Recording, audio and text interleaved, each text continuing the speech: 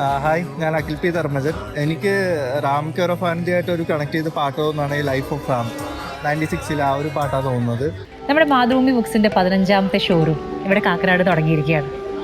ഇവിടെ വായിക്കാനായിട്ട് എത്തുന്ന, പുസ്തകം വാങ്ങാനായി എത്തുന്ന ആൾക്കാരോട് നമുക്ക് ചോദിച്ചു നോക്കാം, ഏതെങ്കിലും പുസ്തകങ്ങൾ വായിക്കുന്ന സമയത്ത് അവരുടെ മനസ്സിലേക്ക് ഓടിയെത്തുന്ന, കണക്ട് ആവുന്ന പാട്ട് ഏതാന്നുള്ളത്. എൻ മോഹനൻ എഴുതിയ പുസ്തകമാണ് ഒരിക്കൽ.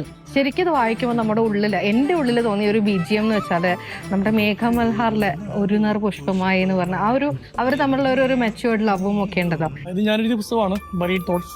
ഈ പുസ്തകം എഴുതുന്ന സമയത്ത് മനസ്സിലായിട്ടുള്ള കളിച്ചിരുന്ന പ്ലേലിസ്റ്റ് ക്രോണിക് ബാച്ചലർ എന്ന് പറയുന്ന സിനിമയിലെ ഫുൾ പാട്ടുകളാണ്.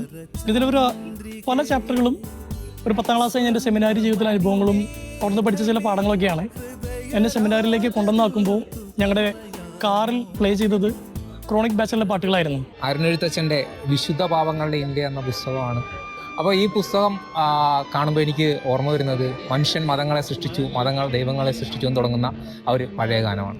ആടുജീവിതം എന്ന പുസ്തകം നമുക്ക് കാണുമ്പോൾ തന്നെ ആദ്യമായിട്ട് നമുക്ക് ഓർമ്മ വരുന്നൊരു പാട്ട് എന്ന് പറയുന്നത് തിരികെ ഞാൻ വരുമെന്ന വാർത്ത കേൾക്കാനായി. SK പൊറ്റക്കാടിൻ്റെ ഒരു ദേശത്തിൻ്റെ കഥ എന്ന പുസ്തകം കാണുമ്പോൾ എൻ്റെ മനസ്സിലേക്ക് ആദ്യം ഓടി വരുന്നത് മഞ്ഞിൽ വിരിഞ്ഞ പൂക്കളിലെ മിഴിയോരം നനഞ്ഞൊഴുകി എന്ന പാട്ടാണ്.